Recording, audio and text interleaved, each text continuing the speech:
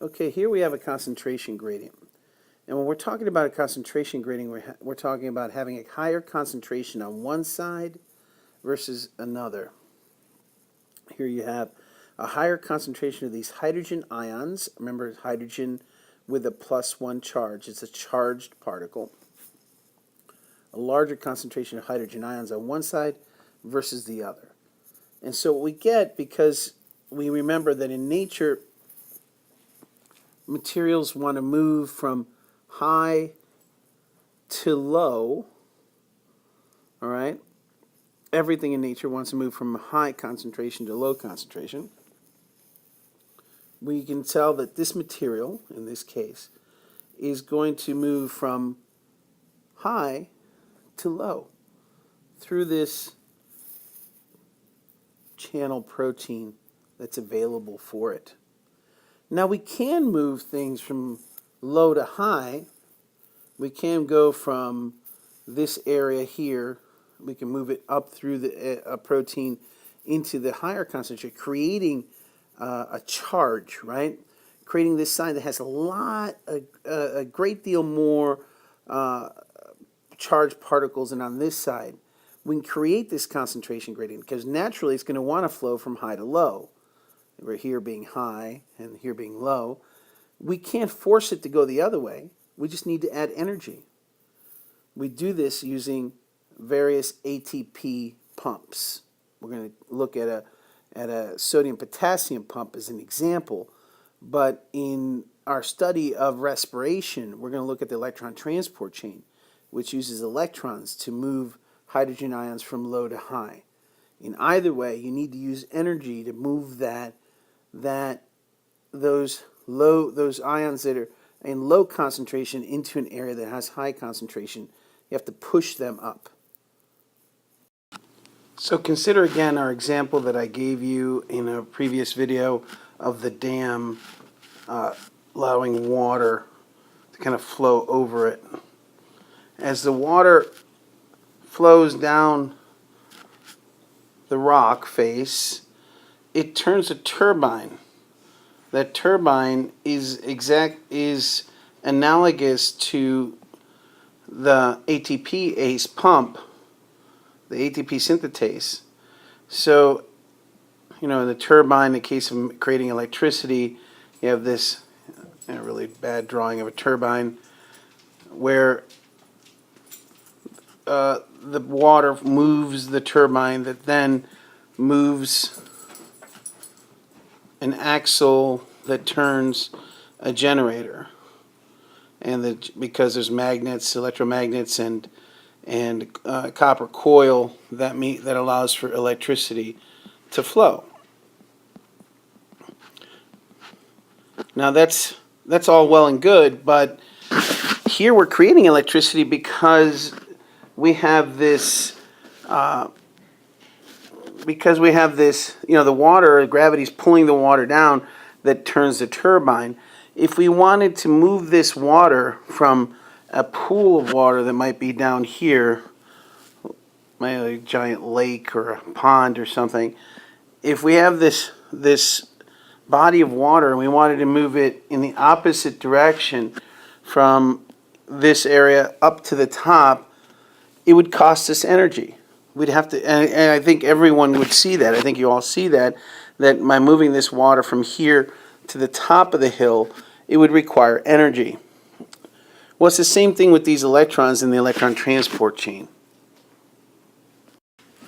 Okay, so when we're talking about the mitochondria, and we're talking about the electron transport chain, remember we're talking about this being the intermembrane space, this being the mitochondrial matrix. The whole idea, and if you looked at the video that I sent you before, is that we need all these hydrogen ions on this side. We need to build up a potential. What that means is a large number of charged hydrogen ions on this side and only a few on this side. Well, how do you get positive charges to go against the concentration gradient? You need energy, and you need something that's going to attract positive charges, lure them, if you will, from this side and trap them up here in this area in the intermembrane space. What do we use? We use electrons. So there's the NADH from glycolysis or from the Krebs cycle.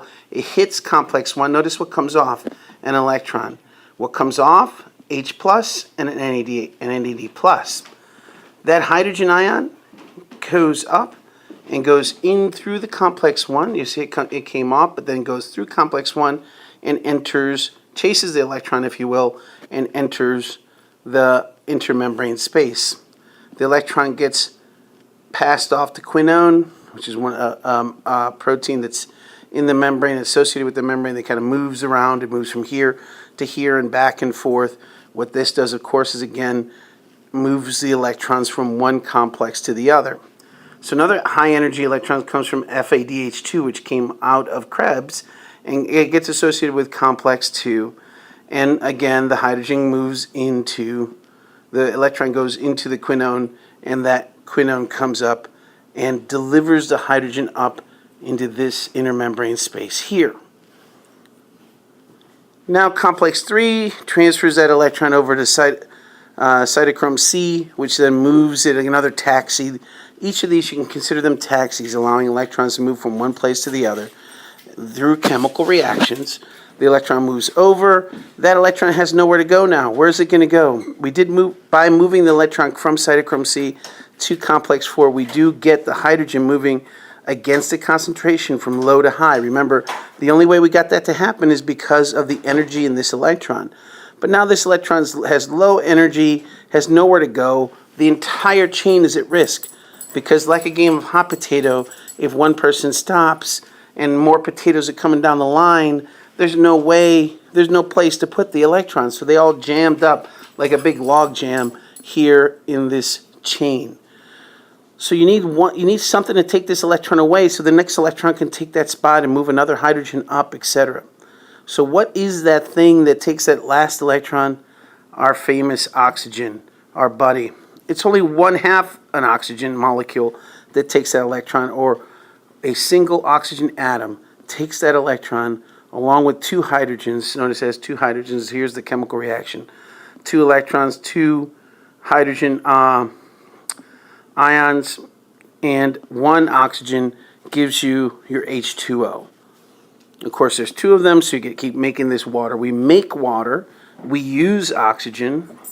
Okay, we use NADH. We use FADH2. We get NAD+. We get FAD. And what we end up creating is this large concentration gradient up here and low concentration of hydrogen ions down here. What we create is a potential, a great deal of potential energy that allows us to run the ATP synthetase. Now all we need is something, a turbine, something that's going to turn, and as it turns, produces ATP. And what's going to move that turbine is going to be this hydrogen. Hydrogen flowing through it. Why would hydrogen move from this end to this end, from this side to this side? It would move because this is high concentration and this is in low concentration. It would move because you have a hydrogen ion gradient, or we call this, it would move through something called chemoosmosis. All right? So it would move because of this hydrogen ion concentration from this end to this end. That would then produce a great deal of ATP. Okay, here's ATP synthetase. And what you see here is a drawing of ATP being made. Again, here we have the matrix, and here's the intermembrane space. And here's your high hydrogen ion concentration. You'll notice there's more of these hydrogen ions than there are down here. It looks like it's upside down because I thought it would be better for you to see the way it actually looks, what it actually looks like when it's in the membrane, rather than the diagram that just is kind of designating where all the pieces are.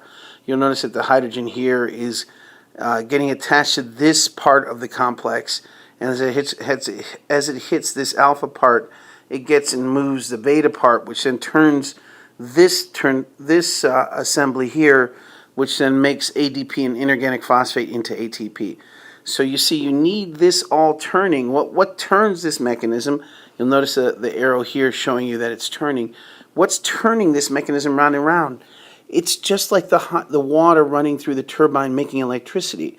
By this hydrogen ion, these hydrogen ions coming down and turning this mechanism around and round and round again, you get this ADP going to ATP.